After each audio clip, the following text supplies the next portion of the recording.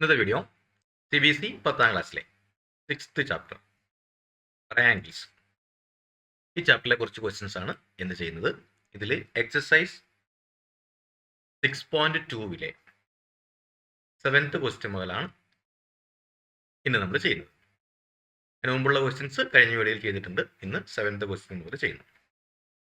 Using theorem 6.1 prove that A line drawn through the midpoint of one side of a triangle parallel to another side bisect the third side. Let triangle ABC is a triangle and D is the midpoint of AB and DE parallel BC. പടത്തിൽ നോക്കുക, triangle ABC. Triangle ABC വരച്ചിട്ടുണ്ട്. അതിൽ AB-യുടെ mid point ആണ് D. അപ്പോൾ നമുക്കിവിടെ DE parallel BC ഇത്രയാണ് നമ്മൾ prove ചെയ്യാൻ വേണ്ടി നമ്മൾ ഈ പടത്തിൽ വരച്ചു വെച്ചിരിക്കുന്നത്. If a line is drawn parallel to one side of a triangle to intersect the other two sides. Parallel to one side ഇത് പാരലായിട്ട് വരച്ചു. Intersect other two sides in distinct point the other two sides are divided in the same ratio. ഇതാണ് നമ്മൾ തിയറത്തിൽ പറഞ്ഞിട്ടുള്ള കാര്യം. നമുക്കിവിടെ ADയും DBയും equal ആണ്, കാരണം D is the mid point of AB. അങ്ങനെ നമ്മൾ എഴുതിയാൽ AD by DB equal to theorem പ്രകാരം നമുക്ക് AE ബൈ EC ആയിരിക്കും. ഇത് നമുക്കിവിടെ ഒരു കാര്യം അറിയാം, AD ഈക്വൽ ടു DB ആണ്, കാരണം D മിഡ് പോയിന്റ് ആണ്. അപ്പോൾ ABയും DBയും ഈക്വൽ ആയിരിക്കും.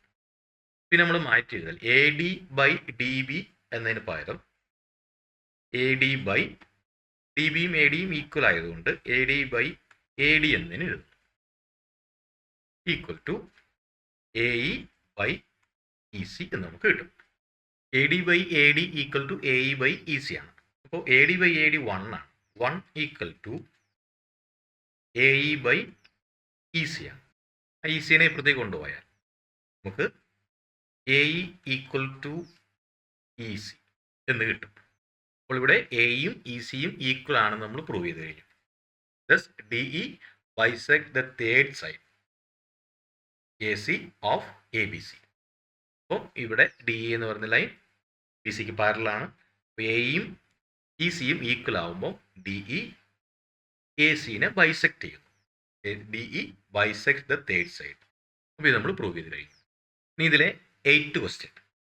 Using theorem 6.2 prove that the line joining the midpoints of any two sides of a triangle is parallel to the third side. അതായത് 7th question നമ്മൾ ചെയ്ത കാര്യം അത് നേരെ തിരിച്ച് ചെയ്യുന്നു. നോക്കാം. Let triangle ABC is a triangle. പടത്തിൽ നോക്കുക, ട്രയാങ്കിൾ ABC ആണ് നമ്മൾ എടുത്തിരിക്കുന്ന triangle. And D and E are midpoints of AB and AC respectively. Dയും Eയും ABയുടെയും ACയുടെയും മിഡ് പോയിന്റ്സ് ആണ്. അപ്പോൾ അതിൽ നിന്ന് നമുക്ക് AD ഈക്വൽ ടു BD എന്നും അതുപോലെ AE ഈക്വൽ ടു CE എന്നും എഴുതി വെക്കാം. ADയും BDയും ഈക്വൽ ആണ്, AEയും CEയും ഈക്വൽ ആണ്.